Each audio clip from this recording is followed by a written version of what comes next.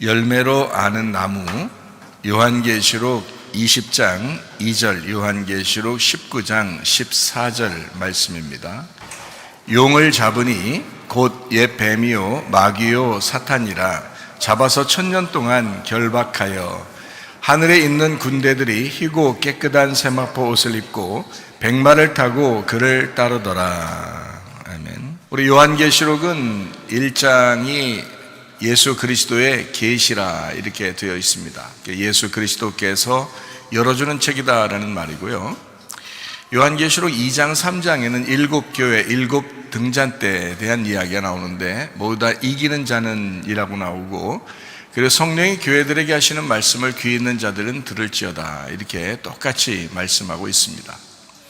4장 5장에는 내생물 24장로 하늘 예배에 대한 이야기가 나오고요. 6장부터 9장에는 7인 7나팔에 대한 이야기가 나와요. 11장에는 2증인 2감람나무 2등잔대에 대한 이야기가 나오고, 14장에는 14만 4천 명 순결한 신부에 대한 이야기가 나옵니다. 16장부터 18장까지 내용은 음녀 짐승 심판에 대한 이야기가 나옵니다. 19장에는 어린 양의 혼인잔치, 8절에 세마포 준비에 대해서 나오죠. 20장에는 영 안에서 첫째 부활에 동참한다, 생명책에 기록된다는 말씀이 나옵니다. 21장, 22장에는 새 예루살렘 생명나무 주님을 기다림, 아멘 이렇게 하면 요한계시록이 이제 요약이 돼서 여러분이 기억하면 참 좋아요. 쉽고. 그러니까 그렇게 하면 이제 전체를 한 번 더 이렇게 보는 거잖아요. 생각을 해보는 거잖아요. 그러니까 쉽단 말이에요. 전체적으로 한 번 다 해보는 거니까, 짧으면서도 이렇게 한번 해보는 거니까 쉽게 하려고 여러분에게 같이 말씀을 나누는 겁니다. 왜냐하면 요한계시록 그러면 워낙 어렵다고만 생각을 해서 접근하기가 어려워하거든요. 근데 일단 이제 요한계시록이 쉽다 이렇게 해놓으면, 그러면 이제 접근하기가 그렇게 어렵지 않죠. 그러면 성경에서 읽는 자들도, 또 그 말씀을 듣는 자들도, 또 이게 보는 자들도, 그 말씀을 지켜 행하는 자들도 복이 있다 그랬기 때문에 요한계시록에 있는 말씀이 참 중요한 말씀 같아요. 저도 이렇게 가만히 성경을 이렇게 보면서 보니까 요한계시록에 있는 말씀이 없었다면 참 이 앞에 있는 말씀들이 과연 잘 해석이 될 수 있었을까 하는 그런 정도로 요한계시록이 참 중요한 위치를 가지고 있구나라는 것을 깨닫게 됩니다. 요한계시록의 이제 그 20장 2절의 말씀에 보니까 용을 잡으니까 옛 뱀이고 마귀요 사탄이라 이렇게 되어 있습니다. 이런 걸 보면 이게 이제 똑같잖아요. 용이 옛 뱀이고 마귀 사탄이니까 똑같은 거거든요. 그러니까 용, 옛뱀, 마귀, 사탄 이게 똑같은 거니까, 옛뱀이 이제 어디서 나왔어요? 창세기 3장에 나왔어요. 옛뱀이요. 그리고 이제 요한계시록 이제 13장에는 이제 짐승에게 용이 나와서 이렇게 그 힘을 주거든요. 그러니까 이 앞에 창세기 3장에 있었던 그 옛뱀이 마지막에 용으로 이제 나타나는데 똑같다는 거죠. 그러니까 이게 없어지지 않고 계속해서 창세기부터 요한계시록까지 계속 그 마귀가, 사탄이, 용이, 그 뱀이 계속해서 이제 역사해 왔다는 건데, 그게 똑같은 놈이라는 거예요. 예수님을 대적하기 위해서 예수님을 이제 시험하는 그런 마귀가 마태복음 4장하고 누가복음 4장에 나오거든요. 광야에서 시험할 때, 예수님을 시험할 때 3가지 시험을 하거든요. 그게 이제 먹음직 보암직 탐스럽게 하는 시험, 육신의 정욕, 안목의 정욕, 이생의 자랑을 시험하는 이제 마귀인데요.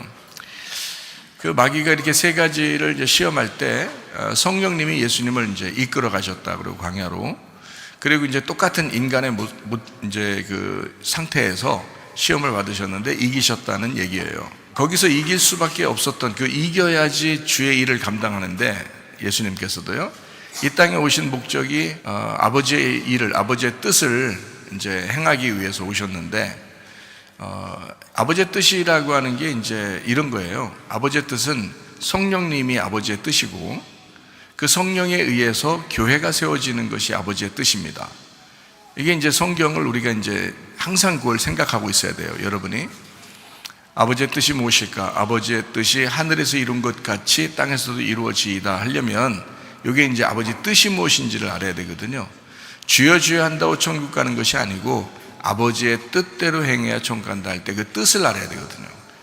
물론 이제 항상 기뻐하라, 쉬지 말고 기도하라, 범사에 감사하라, 이는 하나님께서 주신 뜻이다 이렇게 이야기도 합니다. 그러니까 항상 기뻐해야 되겠죠. 쉬지 말고 기도해야 되겠죠. 범사에 감사해야 되겠죠. 그럼 이제 이게 누구한테 말씀하시는 거냐면 이게 교회에 말씀하시는 거거든요. 근데 왜 교회에 이렇게 중점적으로 요한계시록 전에는 이제 교회 설명하기 위해서, 교회에다가 말씀을 증거하기 위해서 편지들을 쓴 내용들을 서신서라고 그러거든요. 왜 이 부분을 복음서 다음에 사도행전 그리고 이제 서신서 편지들을 갖다 이제 뒤에 놓고 마지막에 이제 요한계시록으로 해서 신약 성경이 마치거든요. 그러면 서신서를 왜 요한계시록 바로 전에 이렇게 놨냐면 그 편지를 통해서 여러분이 이제 편지 내용이 뭐 로마서도 있고요, 로마의 편지 쓰는 거, 데살로니가 교회 편지를 쓰는, 에베소의 편지를 쓰는, 뭐 또 베드로의 편지 또는 뭐 야고보의 편지 뭐 이런 게 있잖아요. 이런 것들을 이제 통해서 뭘 알려주려고, 여러분 한마디로 딱 얘기하면 이게 뭘 알려주려고 했겠어요? 뭐에 대한 강조를 하려고 거기다가 집어넣겠어요? 교회입니다. 교회 설명하려고 거기다 다 집어넣은 거거든요. 교회에 대해서. 교회가 왜 그렇게 그 사람들한테는 그게 중요한 거였느냐 하면 그게 아버지의 뜻이었기 때문입니다. 그 하나님의 뜻이 교회를 세우는 것이었기 때문에 그것을 이 제자들은 알고 있었던 거예요. 그러니까 예수님의 제자들은 예수님이 왜 이 땅에 오셨는지, 하나님의 아들이 이 땅에 왜 오셨는지를 정확하게 알고 있었던 사람들이었어요. 그 사람들은 교회를 세우는 것이 하나님 아버지의 뜻이었구나. 그래서 우리가 주여 주여만 한다고 천국 가는 게 아니고 아버지의 뜻대로 행해야 천국 간다. 그러니까 교회를 잘 세우고 교회를 건강하게 하고 교회 안에서 서로 하나가 되는 이것이 하나님 아버지의 뜻이었구나라는 것을 저도 알고 주님의 제자들도 알고 예수님도 안단 말이에요. 하나님도 아시고. 그러려니까 누가 필요한 거냐면 성령이 오셔야 되는 거예요. 성령이 오셔야 그게 가능하거든요. 그래서 성령이 오시려면 어떻게 오셔야 되냐면 그냥은 못 오거든요. 예수님이 죽으셔야지 오는 거예요. 예수님이 죽으시고 부활해서 승천해야 그 다음에 성령의 이제 역사를, 성령의 움직임, 성령의 행동이 시작되는 거거든요. 그 전까지는 예수님하고만 같이 있어요. 성령님이 다른 사람들에게는 없습니다. 예수님이 있을 때는 예수님하고만 성령님이 계신 거예요. 성령에 의해서 잉태하시고 성령님과 함께 동행하시고, 그죠? 죽으심도 시험 받을 때도 성령님이 데려가고요. 또 죽으실 때도 성령님이 같이 계시고요. 부활할 때도 성령님이 같이 계신, 그게 이제 예수님과 함께 계신 성령님이란 말이에요. 그리고 이제 이 성령님이 예수님의 부활 승천하니까 이 땅에서 없잖아요. 그러니까 이 땅에 이제 사람들에게 성령님이 내려오시는 거예요. 그래서 성령이 오순절날 성령 충만하게 임했죠. 사람들에게 충만하게 3,000명이나, 남자만 3,000명입니다. 여자들까지 합치면 더 많죠. 그래서 남자들 3,000명이 이제 구원받으면서 교회가, 예루살렘 교회가 이제 드디어 시작이 된 겁니다. 하나님의 성령의 이제 인도하심으로. 그러니까 성령이 오시면 바로 교회부터 세운단 말이에요. 그리고 이제 유지하는 거죠. 그거를 성령님이 그 교회를 유지하는 거예요. 우리 교회도 하나님이 세우셨죠. 하나님의 성령께 세우시고 그 다음에 이 교회를 지금 유지하는 겁니다. 이 성령이 이제 주님께서 오실 때까지, 또 우리가 이제 죽어서 주님을 만날 때까지 계속 유지시켜 주는 거예요. 그래서 유지하는 거를 이제 성경에서 뭐라고 그러냐면 음부의 권세가 이기지 못하게 해야 된다, 이렇게 되는 겁니다. 음부의 권세가 이기지 못하도록, 진짜 교회는 음부의 권세가 이기지 못하는 교회야. 그리고 그런 교회를 끝까지 성령님이 지키고 있는 겁니다. 이제 하늘나라 올라갈 때까지 계속 보호하고 지키는 이제 능력을 가지고 있는 거예요, 성령님이. 자, 성령님은 교회를 세우는 능력을 가지고, 성령님은 교회를 지키고 보호하는 능력을 가지고 있단 말이에요. 그렇게 하고 있다가 주님 앞에 가는 거거든요, 우리가. 근데 수많은 교회들이요, 성령의 역사를 경험하지 못해요. 그리고 교회들이 막 흔들흔들합니다. 성령의 역사가 뭔지를 몰라서 그런 거죠. 성령의 역사는요, 말씀으로 옵니다. 성령은 진리의 성령이라 그랬지. 그렇죠? 진리의 성령이라 그랬지.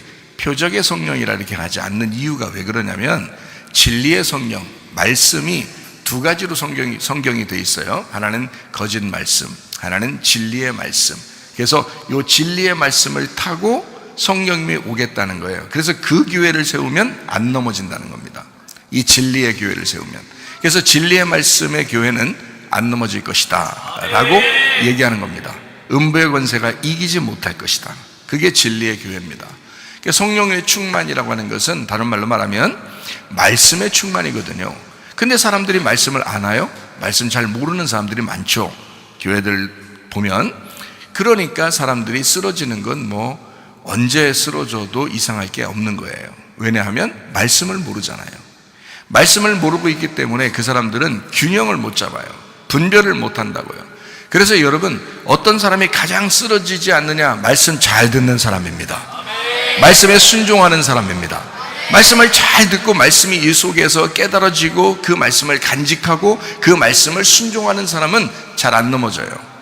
예, 마귀가 왔다가도 그냥 건너뜁니다. 다른 사람을 넘어뜨려요. 그 사람을 넘어뜨릴 수가 없어요. 진리의 성령이 그 사람을 딱 사로잡고 있으면요, 절대 넘어지지 않습니다. 예, 그러니까 성령은 성령 충만이라고 하는 걸 통해서 교회를 유지시키는데, 성령 충만은 말씀 충만이라는 걸 사람들이 깨닫지 못하는 거예요. 이거를 잘 잊어버리다 보니까 뭔가 표적이 일어난다, 뭔가 기적이 일어난다.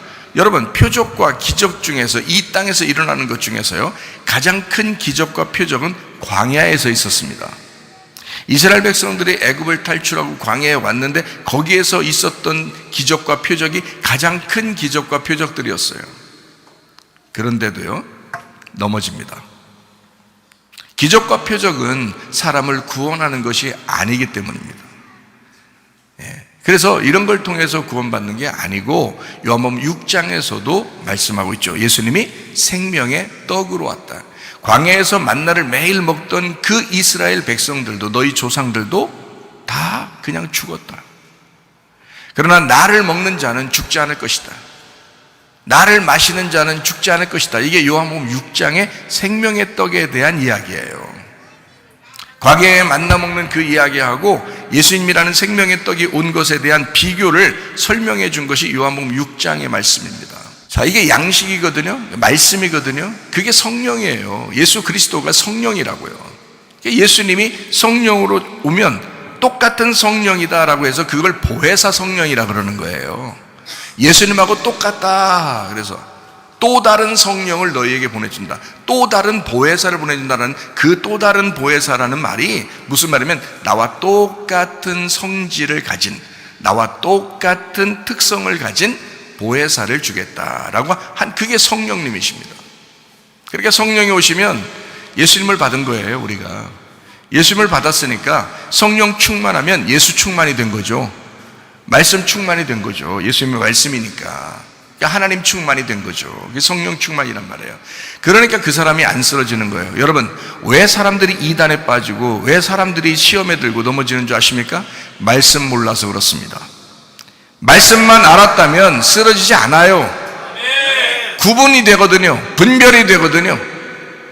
말씀을 모르면 그래도 말씀을 좀 먼저 알고 있는 목사님에게 물어보든지 말이에요.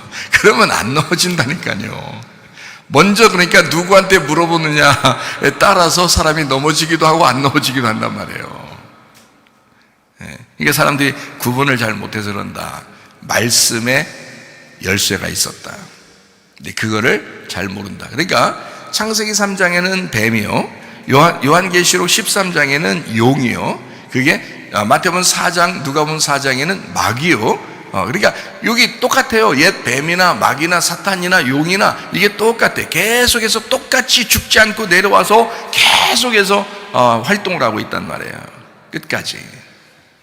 예수님이 십자가 못 박혀 돌아가시고 부활했는데도 똑같이 활동한다고요. 요한계시록에서도. 지금까지도 다 활동한다고요. 왜 그러겠어요? 교회하고 대적하기 위해서예요. 예수님하고 대적하던 것은 예수님이 죽으심으로써 승리하셨습니다. 그리고 부활하심으로써 완전 승리를 했죠. 완전 정복. 그러면 여러분이 이제 마귀를 이기는, 용을 이기는, 뱀을 이기는 방법이 뭐겠어요? 우리 교회에 공격하는 마귀를 이기는, 교회를 공격하는 뱀의 공격을 이기는 방법이 뭐겠어요? 죽는 겁니다. 죽는 거예요. 죽고 부활하는 거예요. 그게 이기는 방법이에요. 근데 교회에서 여러분 말썽을 일으키는 사람들 보세요. 시험 드는 사람들 보세요. 자기가 죽은 사람인가? 살아있는 사람들만 그렇게 돼요.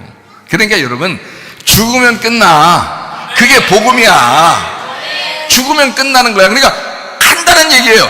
죽어. 그럼 간단한 얘기야. 그게 복음이거든요. 죽어. 복음이죠. 살아. 그게 복음이잖아요. 죽어라만 하는데, 죽어라만 얘기하는데요, 하나님이 계속 살리는 거예요. 이게 복음이라는 거야. 야, 진짜 나는 이 원리를 알겠는데. 죽으라는 거예요. 저는 여러분한테 누구한테든지 얘기해요. 저는 뭐 목사님들이 저한테 물어봐도 그렇고요, 뭐 성도들이 물어봐도 그렇고요, 죽으세요. 그게 답이에요. 그렇게 얘기하는 거거든요. 어제 저녁에도 어떤 목사님이 저에게 질문을 해요. 문자 오고 막 질문합니다. 그러면 제가 이제 설명을 해드려요. 근데 그게 11시 반 막 이렇게도 막 연락이 오고 막 이래요. 12시 지나서도 막 또 이제 그 질문에 대답하면 또 거기에 꼬리에 꼬리를 물어, 꼬꼬무예요. 꼬리에 꼬리를 물어 또 질문합니다. 그러면 이제 또 그걸 대답해 줘요. 또 다른 거 뭘 하다가도 또 이제 또 질문 오는 거 보면 또 대답해 주고 그러는데, 뭘 질문하냐면 영의 구원과 영혼의 구원에 대해서 질문을 해요. 영의 구원과 영혼의 구원. 그러면 예수 그리스도께서 우리를 위해서 십자가 못 박혀 돌아가신 것은 무슨 구원일까요? 영의 구원이에요. 영의 구원. 영의 구원이라고 하는 것은요, 인간이 처음 이제 창조될 때, 인간이 만들어질 때 생기가 하나님으로부터 불어왔잖아요. 그래서 인간이 살았단 말이에요. 살아났어요. 그런데 이 살아난 인간이 선악과를 먹었어요. 그래서 죄를 지었네요. 이 문제는 하나님이 창조했는데 하나님이 만드신 선악과를 하나님이 만든 인간이 먹은 거예요. 자, 누가 해결해 줘야 돼요? 하나님이 해결해 줘야 돼요. 그러니까 영의 문제를 하나님이 해결해 주셔야 돼. 그래서 하나님의 아들을 보내는 거예요. 자기가 누가 뭐 요청하지 않아도 그냥 보내야 되는 거예요, 하나님이. 그래서 보내서 자기가 죽어야지 이게 끝나, 해결돼. 그러니까 영의 문제는 하나님이 직접 해결해 주셔야 끝나는 문제예요. 그래서 십자가 못 박혀 돌아가시는 거는 하나님이 하실 일이에요. 거기까지는. 그러니까 그 문제를 끝냈다고요. 이거를 뭐라고 그러냐면 영의 구원의 문제다. 영의 구원의 문제를 하나님이 끝내셨어요. 그러니까 이거를 확실하게 믿으면 내게 이제 영혼의 구원이 오는 거예요. 이걸 확실하게 믿으면. 근데 안 믿는 사람들도 있잖아요. 믿는 사람도 있고. 그러니까 요걸 이제 어떻게 구분하는 거냐면, 안 믿는 사람도 구원받은 거 아니에요? 물어보잖아요. 여러분한테 혹시. 저한테도 물어본 사람 있어요. 안 믿는 사람들도 그렇게 하면 예수님이 십자가 못 박혀 돌아가시면 모두 다 구원받았으니까 그럼 구원받은 거 아닙니까? 라고 물어보면, 그렇죠, 구원받았습니다.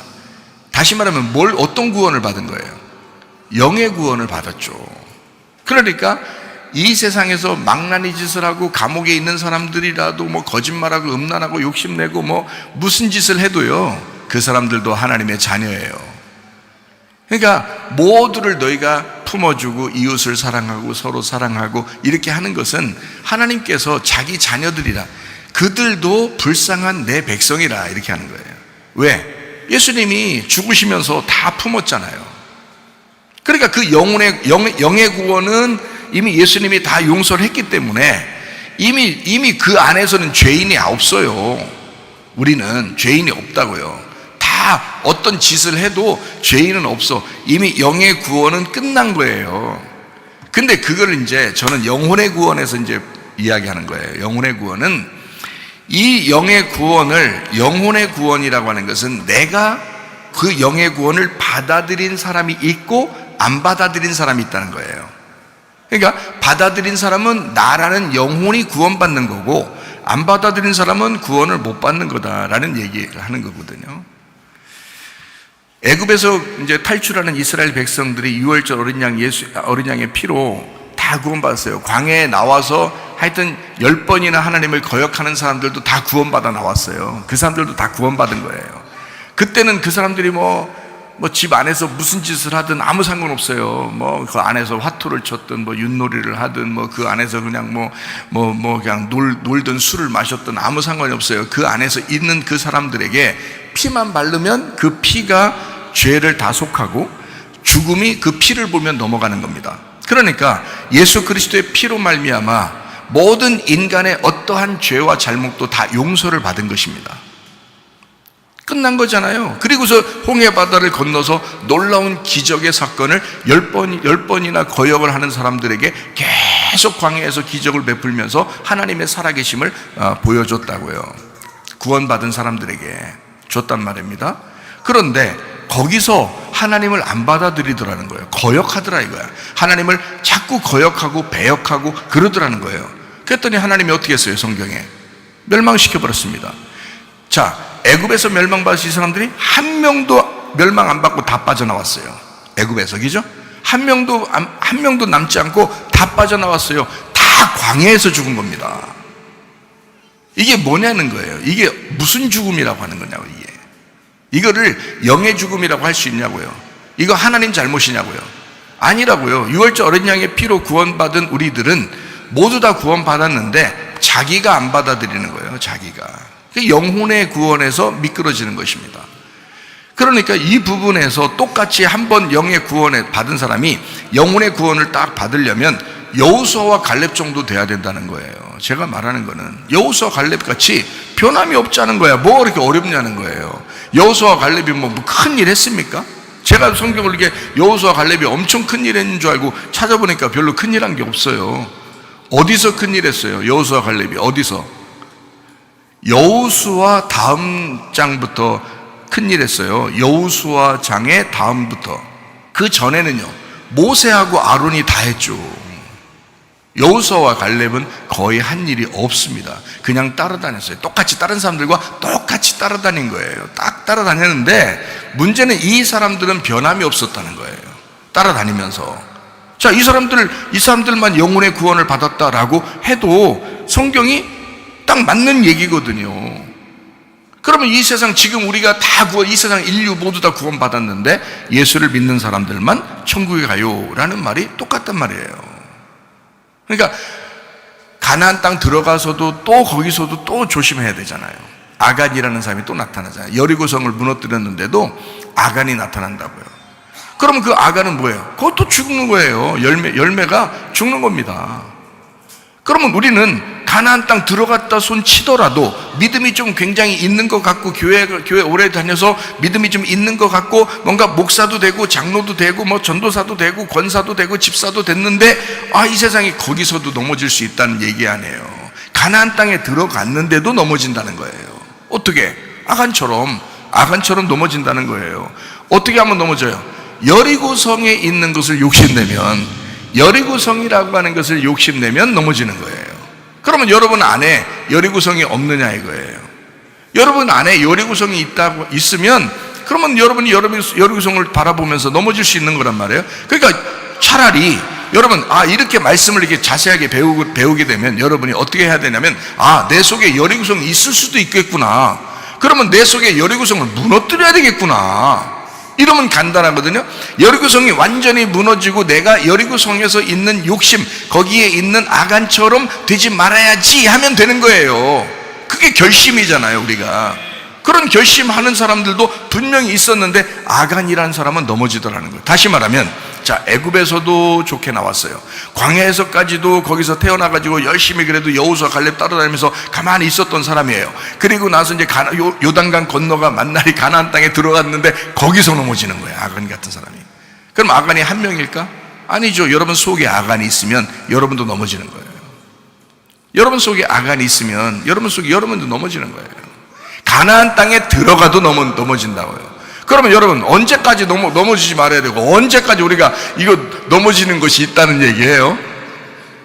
진짜 죽을 때까지요. 진짜 죽을 때까지. 여러분이 이렇게 교회 다니고 예수 믿는다고 해도 진짜 죽을 때까지 여러분이 믿음에 대한 확신이, 영혼 구원에 대한 확신이 있어야 된단 말이죠. 변함이 없어야 된단 말이에요. 믿음이.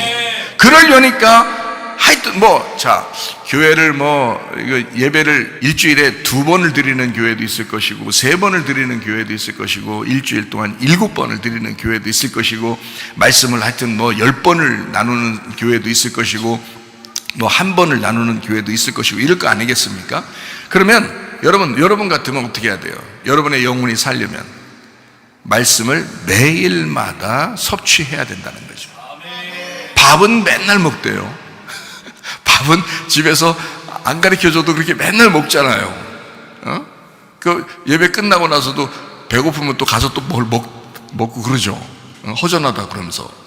그렇게 하는 사람들이 왜 하나님의 말씀은 그렇게 등한히 하는가? 이 말씀을 섭취해야 되거든요. 날마다 섭취함으로써 죽을 때까지 내가 아간으로서 넘어지지 않도록, 여리고성을 바라보지 않도록 계속해서 성령으로 충만하려고, 계속해서 말씀으로 충만하려고 해야, 그래야 우리가 바로 서 있는 사람이 되고 한 걸음씩 나아가는 양이 될 거 아니겠습니까? 그러니까 우리는 넘어지면 안 돼. 넘어지면 실수한 거예요. 그 사람은 서 있는 거예요. 잘못 서 있는 겁니다. 네. 그거 자랑할 거 하나도 없다 그랬죠, 우리 교회에서도. 그죠? 다른 교회들도 마찬가지예요. 그런 거 자랑할 거 하나도 없어요, 진짜. 그리고 자랑하면 안 된다고. 그리고 우리는 늘 우리 자신이 겸손하게, 심령이 가난한 사람이 천국이 저의 것입니다 그랬죠. 심령이 가난하다는 게 뭐예요? 심령이 거지됐다는 말이에요. 프토코스라는 단어인데 이게 거지라는 단어거든요. 거지할 때, 부자와 거지 나사라는 거지가 프토코스예요. 심령이 가난한 할 때. 그래서 영이 가난하단 말이에요. 영이 가난하단 말은 이게 거지가 됐다는 거니까 여기에 뭘 가지고 있다는 거예요? 안 가지고 있다는 거예요? 안 가지고 있으니까 거지지. 여기에 다 안 가지고 있으니까 거지죠. 그래서 자꾸 나를 비우는 거야. 내가 비워지는 거예요. 내가 빈 그릇이 되는 거야, 자꾸. 내가 빈 그릇이 됐다는 말은 내 속에 자꾸 안 채웠으니까 내가 빈 그릇 됐다는 건 내가 죽는다는 거예요. 내가 살고 있다는 거예요. 죽고 있다는 거죠. 내가 나를 거지를 만들고 있다는 얘기는 내가 없어지고 있다는 얘기잖아요. 내가 없어지면 없어질수록 그리스도가 채워지는 것입니다. 그래서 천국이 온다는 거예요. 천국은 예수님이거든요. 성경의 하나님 나라, 천국, 하나님의 나라, 이거 바실레이아, 이거는요, 우라노스 바실레이아, 이것은 예수님을 말하는 거예요. 보라, 회개하라, 천국이 다가왔느니라. 침례 요한이 얘기할 때는, 자, 너희들 여기 지금 물 침례 주고 있는 이 자리에 회개하라. 그러면 천국이 다가온다. 침례를 주고 있는 그 장소에 지금 예수님이 오고 있단 말이에요. 그래서 예수님이 오고 있는 그 예수님을 지금 침례 요한이 맞이하기 위해서 얘기한 것입니다. 그 침례 주는 장소에. 그래서 예수님이 와가지고 내가 당신의 신들매도 감당치 못하는데 당신이 내게 오셨습니까? 그러니까 예수님이 그러죠. 아버지의 뜻을, 아버지의 하나님의 그 뜻을 네가 행해야 된다. 이렇게 말하잖아요. 그러니까 이 침례 요한이 말할 때 그 말도 하나님의 나라가 지금 오고 있습니다. 지금 오고 있으니까 너희들 회개해야 된다라는 그 말이거든요. 그럼 이것이 그때만 이루어졌을까요? 아니에요. 지금도 요단강이라고 하는 지금 우리 교회에서 여러분에게 저도 말씀하는 겁니다. 회개하십시오. 그러면 하나님의 나라가 여러분에게 임할 것입니다. 그러면 그 천국이 임할 것입니다 라는 말은, 다른 말로 말하면 뭐예요? 너희들 심령이 좀 가난해지세요. 그러면 천국이 오게 될 것입니다라는 얘기죠. 똑같은 얘기입니다. 프토코스라는 거지가 되면 그리스도가 채워질 것입니다. 하나님의 나라 천국이 채워질 것입니다 라는 거거든요. 자, 교회에서 어떻게 해요? 죽으면 죽을수록 그리스도가, 부활하신 그리스도가 들어오게 된다는 얘기예요. 이해가 되시겠죠? 그렇게 천국을 이루는 거거든요. 근데 안 죽어요. 사람들이 안 죽어요. 죽으라는 말 우리 교회만큼 많이 하는데 없다 그랬죠. 진짜 우리 교회만큼, 아마 제가 모르면 몰라도 아마 우리 교회만큼 많이 하는 데는 없을 거예요. 우리 교회만큼. 이건 진짜 저는 제가 생각할 때 제가 참 우리 교회 다니는 걸 참 다행스럽게 생각하거든요. 제가 말하면서도 제가 우리 교회 다니는 걸 참 다행스럽게 생각해요. 날마다 죽는다는 얘기를 하고 죽는다는 얘기를 내가 함으로써 내가 들으니까 그건 진짜 축복된 교회라고 생각하거든요. 이게 그거예요. 회개하면 죽음이죠. 그러면 천국이라는 부활이 오는 것입니다. 이게 날마다 와야 되는 거예요. 날마다.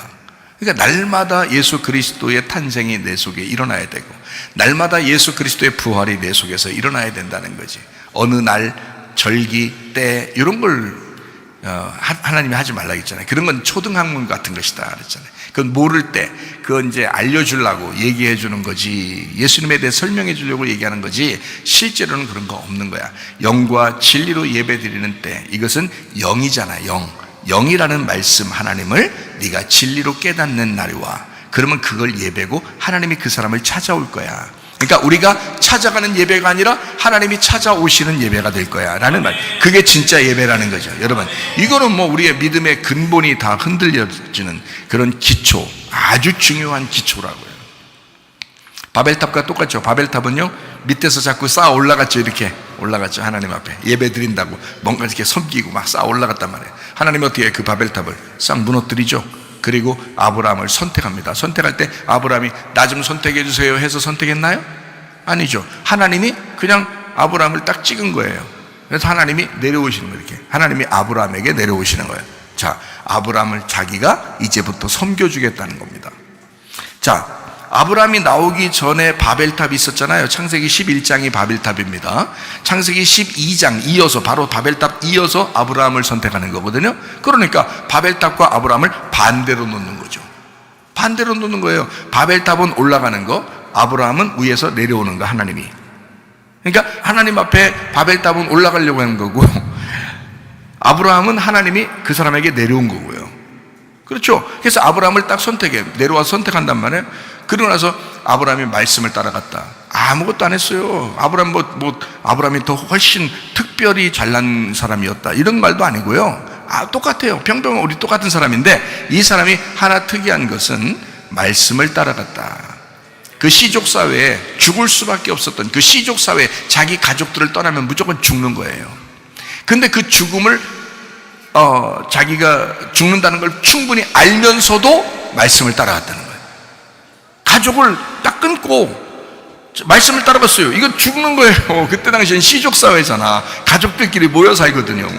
그래서 어디를 이렇게 옮겨갈 때도요, 이사 갈 때도요, 가족 전체가 다 움직입니다. 가족이 뭐 한두 명이겠어요? 아니에요. 막 70명, 좀 있으면 더 많은 100명, 200명, 이런 게 가족이에요. 한 가족이 쭉 내려온 가족들이니까 함께 살아있는 사람들 쭉 모여 살거든요. 그걸 시족사회라 그래요. 시족사회. 근데 이런 사람들이 움직인단 말이에요. 이렇게 이동해도 같이 다 움직여야 돼요. 아니면 혼자 가면 죽으니까. 그 당시에는 짐승의 위험도 있고 강도의 위험도 있고 위험하잖아요. 그러니까 자기는 뭐 나갔다면 죽은 목숨이야.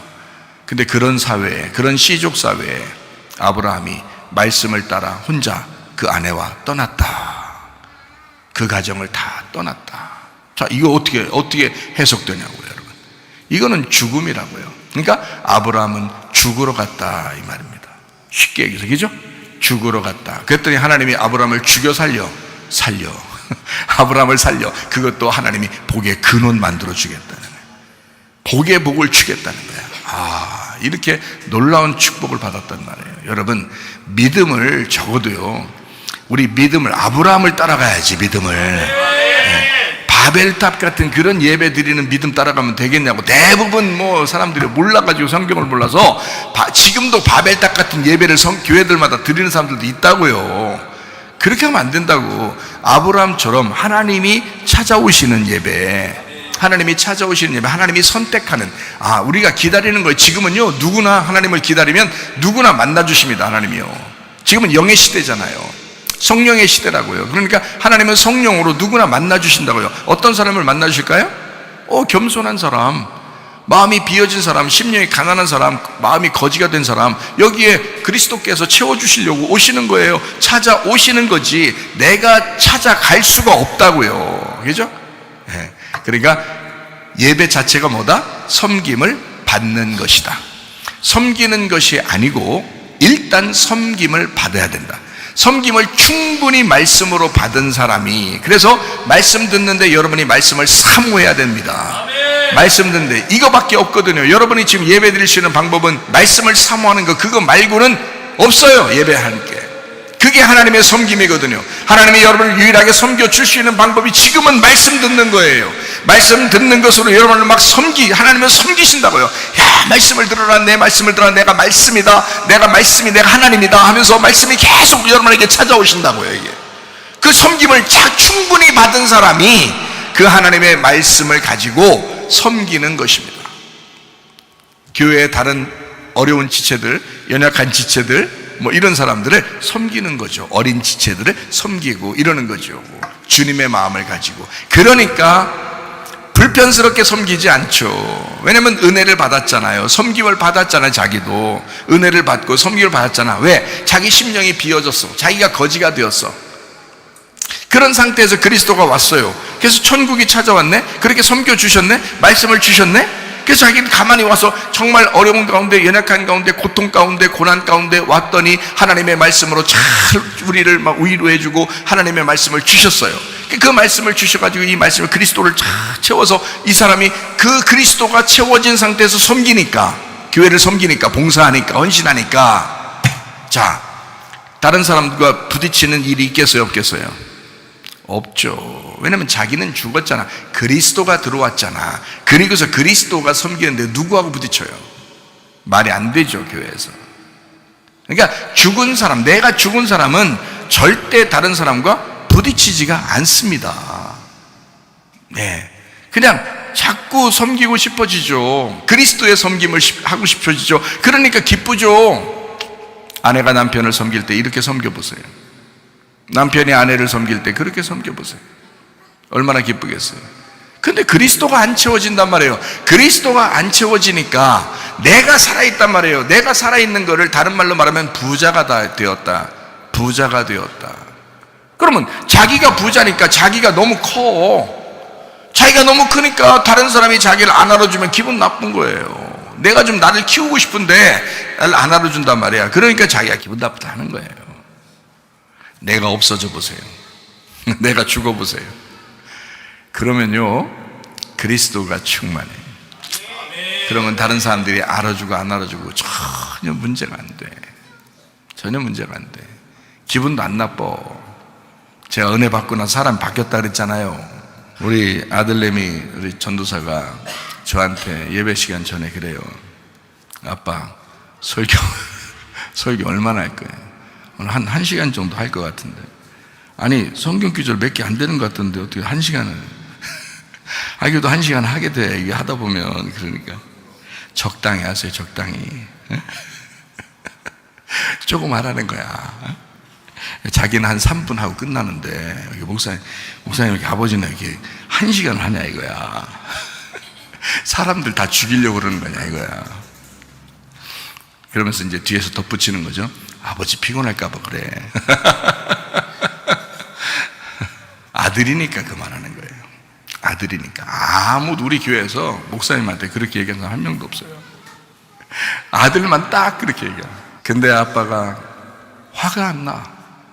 짜증이 안 나. 다른 사람이 보면 저희 아들 전도사님 좀 이상해. 아버지한테 적당히 하세요. 막 이상해. 그래 사람들이 그러는데 저는 알죠. 장난인 것도 알고 재미로 하는데 우리가. 근데 실제로 가끔 그렇게 한 때도 있어요. 그래도 제가 이제 화가 이제 안 나요. 잘 그냥 다 받아들이고 그런단 말이에요. 하나님께서 저에게 이제 은혜를 베풀어 주셨어요. 그게 크게 화가 나지 않습니다. 웬만하면 다 받아들이고 그래요. 다 받아들이고.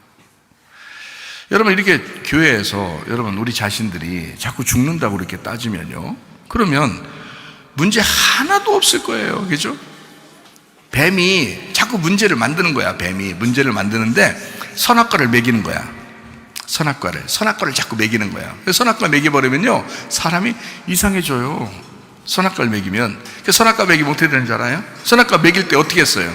뱀이 마귀요 사탄이요 용이라 그랬는데, 그 뱀이 선악과 먹일 때 창세기 3장에 하와에게 먹일 때 어떻게 먹였어요? 어떻게? 그 먹음직 보암직 탐스럽게 한 그 나무를 어떻게, 이거 먹어봐 그래. 저거 먹지 말라 그랬어 하나님이. 그러니까 먹지도 말고 만지지도 말라 그랬는데, 아유 언제 만지지도 말라 그랬어요. 만지긴 할 수 있지, 먹지 말라고 그런 거지. 근데 하여튼 그렇게 얘기하니까 뱀이 야야야 이거 먹으면 우리 죽는다 그랬는데, 그러니까 뱀이 뭐라 그래요? 하와가 이거 먹으면 죽는다 그랬더니 뱀이 뭐라 그래요? 안 죽어. 안 죽는다는 말은 다른 말로 무슨 말이에요? 살아, 그 말이잖아요. 야, 그거 먹으면 살아. 오히려 그거 먹으면 산다는 거예요. 그렇죠? 하나님은 그거 먹으면 죽는다 그랬는데 오히려 이 뱀은 뭐라 그러냐면 그거 먹으면 살아 이러는 거예요. 그럼 어떻게 된 거예요? 그거 먹으면 살아 그러니까 실제로 누구 말이 맞았다고요? 뱀의 말이 맞았다고요. 선악과 먹었는데 살았어요. 그동안 보이지도 않던 그 부끄러운 게 보이기 시작하는 거예요. 얼마나 이게 살게 됐으면, 얼마나 이게 눈이 밝아졌으면요, 보이지 않던 게 보이기 시작하는 거예요. 여러분, 다른 사람의 잘못이 보이기 시작하잖아요. 여러분 뭐 잡수고 있는 거 지금? 선악과 잡수시고 있는 거야. 보이기 시작하는 거야. 다른 사람의 잘못이 자꾸 보이기 시작하는 거예요. 이거 선악과 먹어서 그런 거예요. 선악과 먹으면 특징이 뭔지 알아요? 자기는 잘했는데 저 사람이 잘못했다는 거야. 선악과 먹으면 그 특징이 있어요. 선악과 먹은 사람들의 특징. 그래서 자기는 살고 저쪽은 죽어야 된다는 거예요. 자, 이거를 예수님 시대 때는 누가 행했다고요? 바리새인들이 그랬다고요. 바리새인들이 뭐라고 그러냐면 자기들은 분명히 자기들이 옳다고 생각하는데 예수님이 분명히 잘못된 거예요. 예수님이. 그래서 예수님은 죽여야 되고 자기들은 살아야 된다고 생각한 거예요. 바리새인들이. 그렇죠? 자, 바리새인들이 뭐 먹은 거야? 뭐 처먹은 거예요? 선악과 처먹은 거예요. 예수님은 생명나무로 오신 거고요. 생명나무는 어떻게 생각하냐면요, 내가 죽어서 저 사람을 살려야 되겠다 그런 겁니다. 여러분 아침, 점심, 저녁 뭐 드셔요? 뭐 드셔요? 빵 드셔요? 예, 빵 드시고 또 밥도 드시고, 예, 간식도 먹고, 그렇죠? 반찬도 먹고. 자, 여러분 여러분 기도하잖아요. 밥 먹기 전에 기도하잖아요. 하나님 앞에. 하나님, 뭐라고 기도해요, 여러분? 뭐라고 기도해요? 하나님, 이 음식 주셔서 고맙습니다. 그렇게 기도하죠. 근데 이렇게 기도해 보면 어떨까 하는 생각이 들어요. 이렇게 기도해 보면, 밤님에게 기도해 보면 어떨까요? 밤님이시여, 나를 위해서 죽으러 오셨는데, 응? 내 속에 들어가서 씹히고, 이제 의장에 들어가 가루가 되고 내가 내 의장에만 눌러서 이게 하면서 나중에 이제 쫙 나올 때까지 이 밤님이 내 속에 들어서 나를 살릴 텐데, 밤님 감사합니다. 반찬 한번 먹으면서도 반찬님 감사합니다. 이렇게 해보진 않죠. 그냥 하나님이 다 주신 거니까 우리는 하나님께 감사하고 먹는 거거든요. 근데 실제로 죽는 건 누가 죽어요? 밤님이 죽는 거잖아요. 반찬님이 죽는 거라고요. 그러면 이거를 하루에 몇 번씩 경험해요? 하루에 3번씩이나 경험해요, 여러분. 그 밥이나 반찬님이 죽으면서 나를 살리고 있다고요. 맞죠? 그러니까 밥하고 지금 반찬은 나에게 생명을 주는 거예요. 자기가 죽고 나를 살리는 거라고요. 이게 양식이란 말입니다. 양식. 자, 성경에서 말하는 양식이라는 말이 그런 말이에요. 말씀이 양식이 된다라는 말 했죠? 말씀이 양식이다. 주님이 양식이다. 생명의 떡이다. 생명의 빵이다. 생명의 양식이다. 그러죠? 예수님이 태어날 때 어디에 태어났어요? 예수님이 태어날 때, 예, 꼭 말구유만은 아니고, 말이 거기 있었는지는 잘 몰라요. 당나귀 구유일 수도 있는 거고요. 그죠? 하여튼 짐승의 구유예요. 그냥 구유라고 나오지 거기다 말구유라고 나오진 않았어요. 성경에 그냥 구유입니다. 구유에 태어났어요. 이유가 뭘까요? 예, 하필 왜 여관들의 방 하나쯤은 하나님이 잡아놓을 수도 있었는데, 사실은 그렇잖아요. 하나님이 그거 하나 예약 못 하겠어요? 꿈속에서라도 하나 딱 나타나면요, 예약 하나 딱 됩니다. 방 하나만 남겨놔라 이러면요, 그러면 주인이 하나씩은 남겨놓을 거예요. 아무리 바빠도. 그죠? 근데 예약 제도가 분명히 하늘에서도 있을 텐데 이 예약을 안 해놓으셨다고요, 하나님이. 그래서 이 예수님이 마리아 그 배 이렇게 돼가지고 말이에요, 힘들게 거기까지 왔는데 말이에요, 아니 방 남은 게 없어요. 빈 방이 없습니다. 이렇게 되잖아요. 그래가지고 그냥 할 수 없이 거기 구유에 들어가서 거기서 태어났다고요, 여러분. 그러면 구유에 태어나면 틀림없이 짐승이 옆에 있었을 거고, 틀림없이 짐승이 있는 구유에 태어났으면 누구의 먹잇감이라는 거예요? 짐승의 먹잇감으로 오셨다는 거예요. 자기가 죽겠다는 겁니다. 자기는 죽음으로써 짐승을 먹여 살리겠다는 거예요. 그렇잖아요. 이게 똑같은 얘기거든요. 그걸 양식이라 그러는 거예요. 성경에서 매일 하나님 오늘의 양식을 우리에게 주시옵소서, 내일의 양식을 우리에게 주시옵소서 라고 기도하게 하는 것은 우리에게 그 양식이 필요하기 때문에 그런 거예요. 나를 위해서 죽으신 그 예수를 늘 씹으면서 살으라는 거예요. 나를 위해서 생명을 걸고 죽으신 그게 생명나무예요. 생명나무라고 하는 건 뭐냐면 그냥 홀로 서 있는 게 생명나무가 아니고 선악과를 위하여 죽으신 나무가 생명나무라고요. 그래서 선악과 나무가 생명나무, 내가 같다고 그랬잖아요. 하나라고 내가 설명을 자꾸 얘기하잖아요. 왜냐하면 선악과 나무가 생명나무다라고 얘기하는 것은 선악과 나무를 위해서 죽는 것이 생명나무고요. 그래서 누군가를 살려 생명을 주는 걸 생명나무라고 하는 거예요. 그래서 예수님이 생명나무로 오셨다라고 얘기하는 겁니다. 그래서 처음에 온 우리의 그 죽음을 깨닫게 해주는 나무를 선악나무, 이거를 율법이라 이렇게 말하는 거고요. 그리고 생명나무로 오신 예수님, 은혜다, 복음이다라는 거죠. 그래서 복음은, 은혜가 있는 곳, 복음이 있는 곳에는요 늘 자기의 죽음이 있습니다. 그리고 상대방을 살리는 데 있습니다. 이게 복음이라고 하는 거예요. 그래서 저는 이걸 분명히 이 복음을 깨달았기 때문에, 율법과 복음을 정확하게 제가 깨달았기 때문에 가정생활에서도 그렇게 얘기하는 겁니다. 남편은 존경받으려고 먼저 하지 말고 자기가 희생해라. 그리고 섬겨라. 자기가 아내를 위해서 죽음으로써 아내의 사랑을 받게 될 것이다.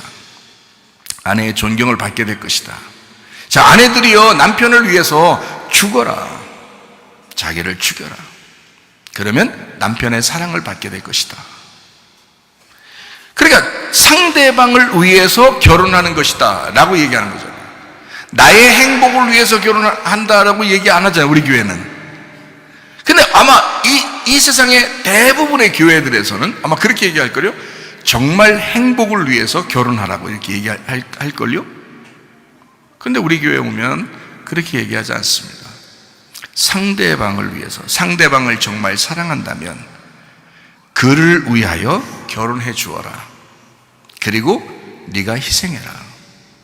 그게 결혼이라는 거예요. 그럼 상대방도 그렇게 해야죠. 그렇게 안 하고 끝까지 괴롭히고 죽이려고 그러면 안 되죠. 그럼 결혼이 아니지. 결혼이라고 하는 건 쌍방이 똑같아야 된다 그랬잖아요. 쌍방이 똑같아야 된다. 우리 보고 예수님이 자기가 십자가 못 박혀 돌아가 있어요. 이미 끝난 사건이라고. 이거는, 이 사건은 이미 끝난 사건이에요. 그리고 부활하셨단 말이에요. 성령님이 우리 속에 들어왔어요. 그럼 우리 속에서 이제 어떻게 할까?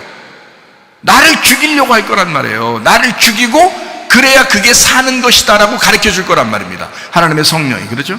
진리의 성령이 너에게 임하시면 너희를 모든 진리 가운데 인도하시리니 라고 되어 있죠. 그 진리 가운데 인도한다는 그 말이 알레테이아라는 단어거든요. 그러면 그 알레테이아라는 단어는 뭐라고요? 감추어진 것이 벗겨져서 알게 되었다라는 말이거든요. 진리라는 말이. 그러면 너는 몰랐던 건데 예수가 진리의 성령이 오셔서 네 속에 들어오면 너를 몰랐던 걸 깨닫게 해줄 거야 라는 말이거든요. 몰랐던 걸 깨닫게 해줄 거야. 그러면 나의 행복을 위해서 결혼하는 것이 정상인 줄 알았더니 알고 보니까 내가 희생하는 것이 결혼이었네. 그렇죠? 예수님이 나를 위해서 희생하는 것이 예수님의 결혼이었고, 나는 그를 위하여, 그 예수님을 위해서 내가 고백하고 내가 희생함으로써 살아가는 것이 나를 부인하고 내 십자가를 지고 주님을 따라가는 것이 그게 결혼이었구나라는 것을 알게 됐다는 거죠. 그러면 진짜 결혼 생활에서도 그렇게 살아가야 된다는 거죠. 나의 행복이 아니라 상대방의 행복을 위해서 진짜 결혼할 수 있느냐, 이렇게 봐야 되는 거죠. 무슨 말인지 아시겠죠? 그러니까 그리스도와 교회를 생각하니까 똑같은 말씀이라는 거죠. 그러니까 생명나무가 뭔지 아셨죠? 생명나무라는 건 뭐야? 그냥 내가 살아있는 거, 이걸 생명나무라고 하지 않고 내가 상대방을 위해서, 선악과를 위해서 죽는 것이 생명나무라는 거예요. 선악과는 살아있으려고 하는 게 선악과고요. 그래서 자기가 옳다 그러고 상대방이 잘못됐다 그래요. 그러니까 계속 비판하고 판단하고 잘못했다고 정죄하고 그런단 말이에요. 그런데 자기가 이제 선악과 먹은 우리를 위해서 예수님이 그 선악과를 위해서 죽으시러 오셨다는 걸 깨달으면 그 생명나무를 붙들어요. 생명나무를 진짜 확 깨달아, 은혜를 깨닫고 복음을 딱 깨달았어요. 예수님을 깨달았어요. 그러면 우리가 어떻게 돼요? 아하, 선악과를 위해서 내가 죽어야 되는구나. 이게 생명나무였구나. 그 예수님, 그 죽으신, 나를 위해 죽으신 예수님을 붙들어야 되겠구나. 그래서 그 죽으신, 나를 위해 죽으신 예수님 때문에 내가 살아났구나. 나의 먹잇감이 되셨구나, 예수님이. 그 생명나무는 두 가지 의미를 가지고 있습니다. 하나는 죽는 생명나무예요. 하나는 부활하는 생명나무라는 거예요. 선악과는 혼자 사는 거고요. 생명나무는 죽고 부활하는 것입니다. 그래서 복음이라고 하는 거예요. 그러니까 예수 그리스도 안에서 우리는 내가 무슨 열매를 맺고 살아야 되는가? 선악과의 열매를 맺고 살아야 되는가? 아니면 생명나무의 열매를 맺고 살아야 되는가? 옛 뱀이 먹으라고 하던 그 선악과의 나무를 따라가야 되는 것인가? 아니면 예수 그리스도가 그토록 원하시는 그 생명나무를 따라가야 될 것인가? 어느 나무를 따라갈 것인가 우리가?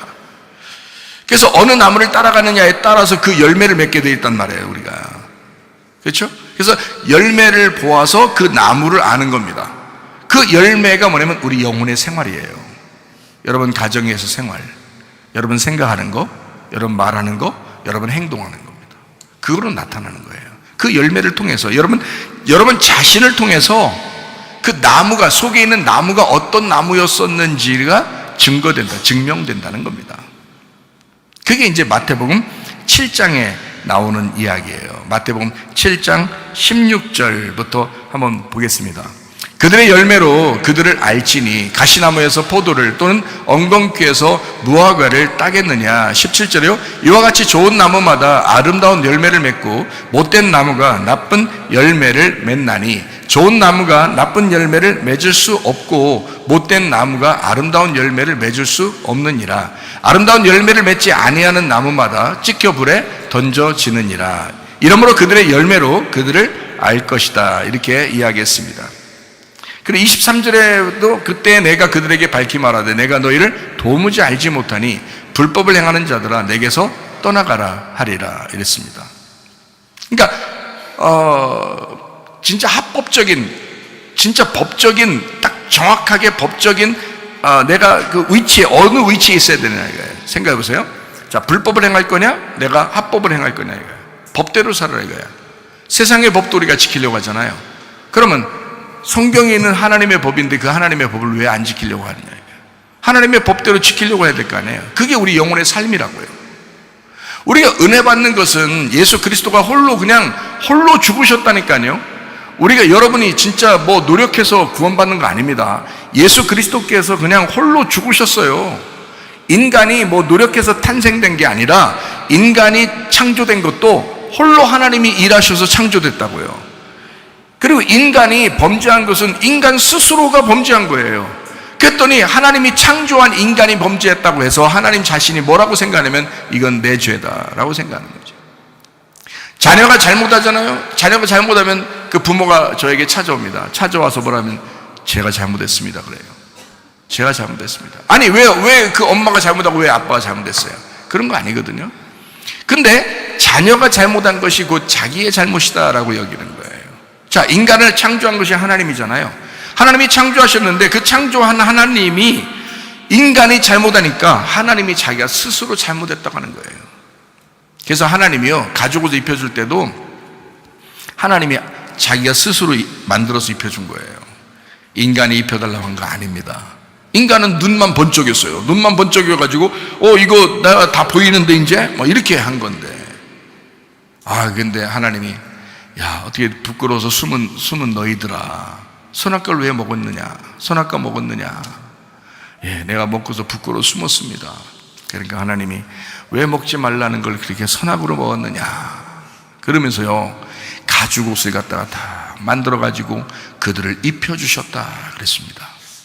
이건 하나님이 하실 문제니까 그런 거예요. 하나님이 하실 문제니까. 가죽옷을 입혀주셨다. 그래서 그 가죽을 가지고 와서 죽으신 분이 예수님이십니다. 가죽옷을 입고 와서 죽으신 분이 예수님이에요. 여러분, 예수님이 십자가 밖에 돌아가실 때 어떻게 돌아가셨다고요? 옷 입고 돌아가셨다고? 옷 다 벗고 돌아가셨다고요? 옷 다 벗고 돌아가셨다고요? 그 알몸으로 돌아가셨단 말입니다. 십자가 못 박혀 돌아가실 때. 그럼 그 알몸이 뭐예요? 이게 여러분 옷 벗어보면 이따 집에 가서 샤워할 때 보세요. 이게 뭔가, 이걸 뭐라 그래? 이걸 가죽이라 그래요. 옷 속에 있는 이거를 가죽이라 그러잖아요. 예수님이 알몸으로 돌아가셨다는 얘기는 가죽 옷을 입고 돌아가셨다. 다시 말하면 짐승 같은 너희들을 위해서 그 짐승의 모습으로 죽으신 거예요. 주님이 내가 죽어야 할 그 자리에 주님이 죽으셨는데, 그거를 진심으로 깨달은 사람만 구원이 오는 거예요. 진짜 구원이.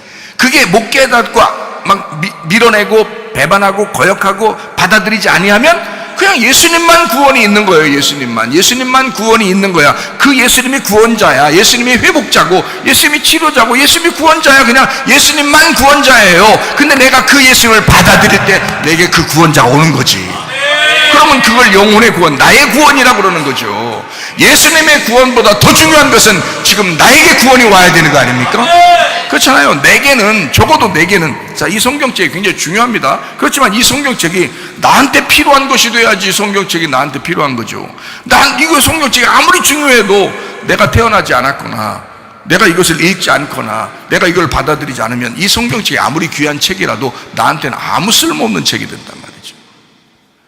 그런데 이 성경책이 내게 구원을 준다면 이 성경책이 진짜 귀했구나, 귀한 책이구나라는 것을 깨닫게 된다는 거죠. 그때 안다는 거죠.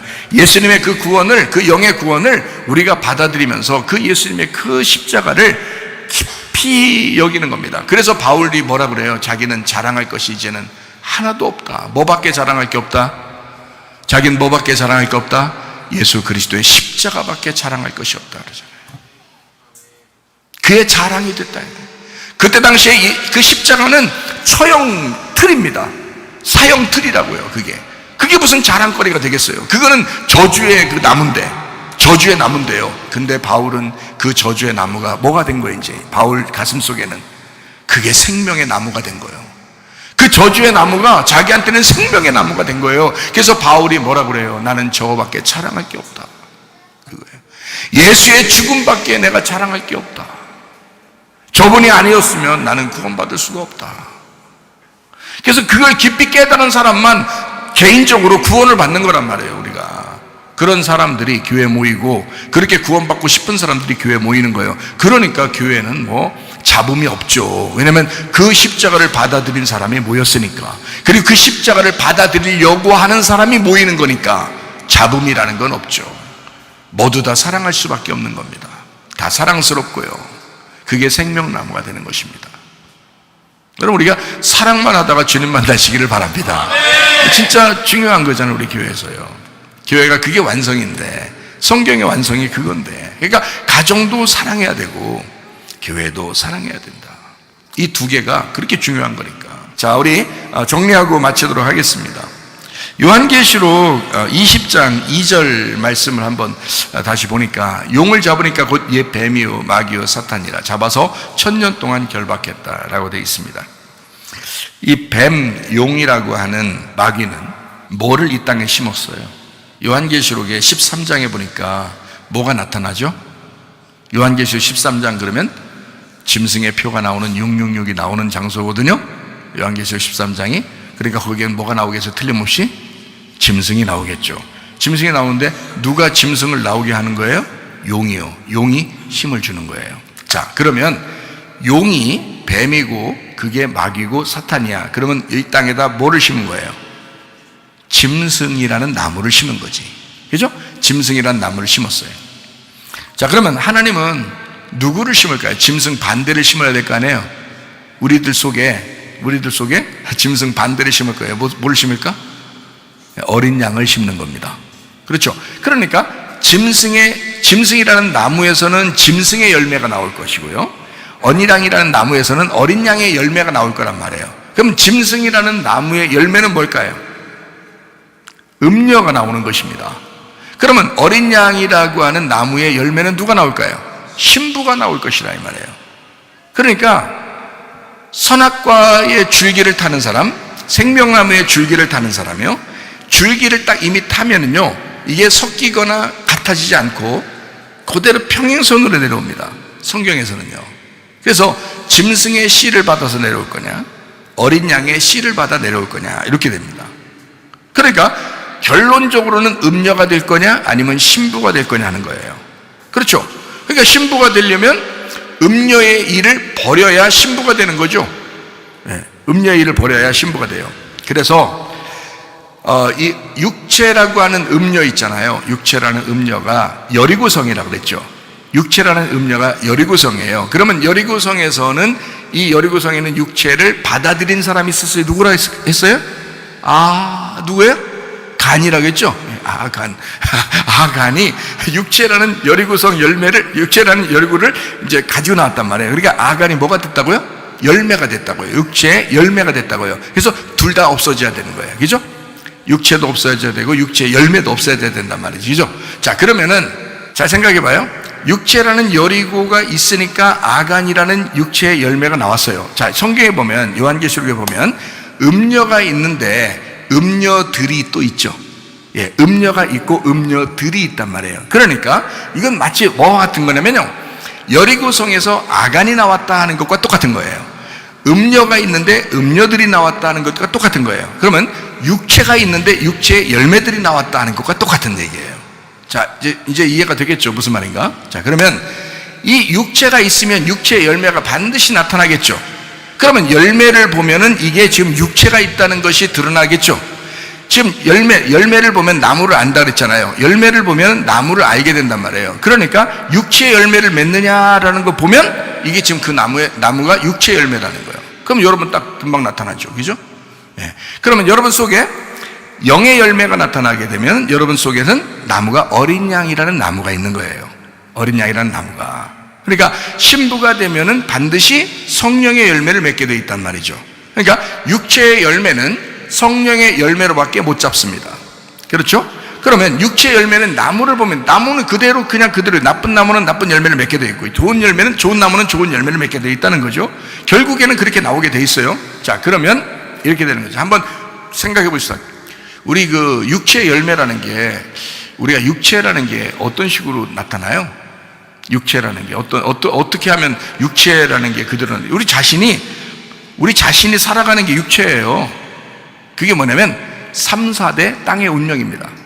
3, 4대 땅의 운명이 육체예요. 성경적으로 제가 이제 구분해서 설명해 드리는 거예요. 그러면 우리가 이제 그리스도를 만났어요. 어린 양을 만났어요. 신부가 되었어요. 그럼 뭐가 돼요? 그리스도의 몸이 되는 것입니다. 육체에서 벗어나서 그리스도의 몸이 되는 거예요. 육체가 사라져야, 육체가 죽어야 이게 그리스도의 몸이 되거든요. 근데 죽을 때까지, 자, 애굽에서도 광야에서도 가나안 땅에서도 계속 끝까지 그 육체가 살아있다고요. 무슨 말인지 알겠어요? 끝까지 육체가 살아있다고요. 그러면 끝까지 모두 살아있다는 얘기예요. 끝까지 육체도 살아있다면 끝까지 모두 살아있다는 거예요. 하나님의 성령도 살아있다는 거예요. 그러면 성령이 여러분에게 충만한 교회가 된다면 음부의 권세가 이길 수 있다 없다? 없다. 그러니까 성령 충만이 답이다. 그렇죠?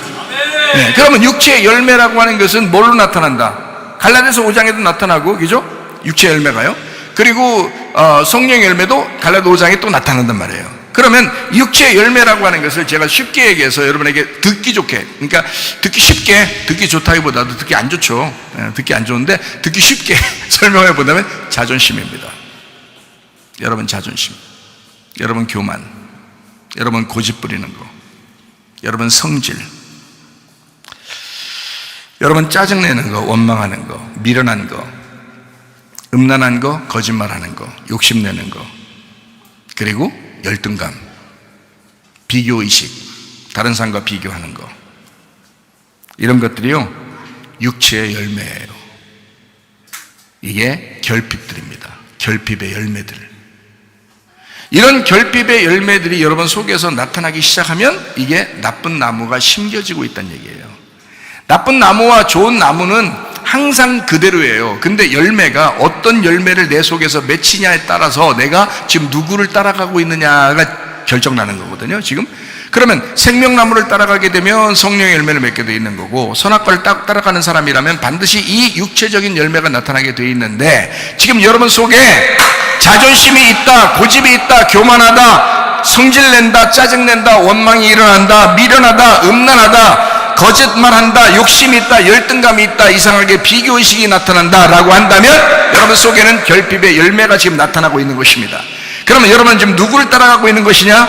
나쁜 선악과의 나무를 지금 따라가고 있는 것이다. 그것이 심겨져서 열매를 맺고 있는 중이라는 것입니다. 근데 여러분이 생명나무의 열매를 여러분에게 심으면, 생명나무를 심으면 생명나무의 열매를 맺게 되어 있다는 거죠.